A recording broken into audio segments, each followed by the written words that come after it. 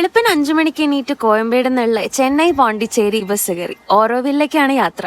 കൃത്യം 3 മണിക്കൂറിന്റെ സുഖമായ യാത്രയ്ക്ക് ശേഷം ഓരോവിൽ മെയിൻ റോഡിൽ ബസ് എത്തി. ഓൾറെഡി നോക്കി വെച്ച ഒരു കഫേയിൽ കയറി ഇംഗ്ലീഷ് ബ്രേക്ക്ഫാസ്റ്റ് കഴിക്കാന്ന് വിചാരിച്ചു. ഭാഗ്യക്കേടെന്ന് പറയട്ടെ, അന്ന് തന്നെ ഇംഗ്ലീഷ് ബ്രേക്ക്ഫാസ്റ്റ് ഇല്ല. ശരി, കയറിയതല്ലേ, ഒരു ചിക്കൻ ദോശയും കോഫിയും ഓർഡർ ചെയ്തു. എന്നിട്ടും ഇംഗ്ലീഷ് ബ്രേക്ക്ഫാസ്റ്റ് കിട്ടാത്ത സങ്കടം മാറാത്തോണ്ട് ഒരു ബ്രൗണി. കുറച്ചു നേരം അവിടെ ഇരുന്ന് ഹരീനെയും വീട്ടിലേക്കൊക്കെ വിളിച്ചതിന് ശേഷം മെല്ലെ ഒരു നടത്താവാന്ന് വിചാരിച്ചു. ആ നേരം കൊണ്ട് റൂമിലെത്താലോ. മെയിൻ ഏരിയന്ന് ഏകദേശം ഉള്ളിലേക്ക് 2 കിലോമീറ്റർ നടത്തുണ്ട്. സ്റ്റേ ഒരു രക്ഷയല്ലാട്ടോ, ഞാൻ വിചാരിച്ചതിനേക്കാളും അടിപൊളി. സ്റ്റേയുടെ വിശേഷം ഡെഡിക്കേറ്റഡ് വീഡിയോയിൽ പറയാം. രാവിലെ എണീറ്റതിന്റെ ക്ഷീണം അതിമനോഹരമായ പ്രോപ്പർട്ടി, വേറെ എന്ത് വേണം. ഈ ട്രിപ്പിന് പ്രത്യേകിച്ച് അജണ്ടയൊന്നുമില്ല. നല്ല ഫുഡ് കഴിക്കണം, നന്നായി റെസ്റ്റ് ചെയ്യണം. ഈ കാണുന്നതൊക്കെ എന്റെ go to travel makeup products ആണ് കേട്ടോ.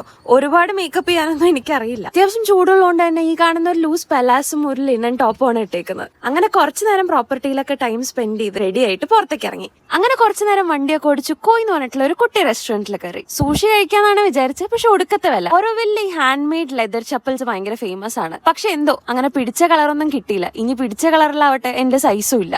അങ്ങനെ അവിടുന്ന് നേരെ ഹോപ്പ് എന്ന് പറഞ്ഞ കഫേയിലേക്ക് കയറിയിരുന്ന ഒരു lemon grass ginger tea order ചെയ്തു. അതൊക്കെ കുടിച്ച് കുറച്ച് കുത്തിവരക്കലും എഴുത്തൊക്കെ ആയി.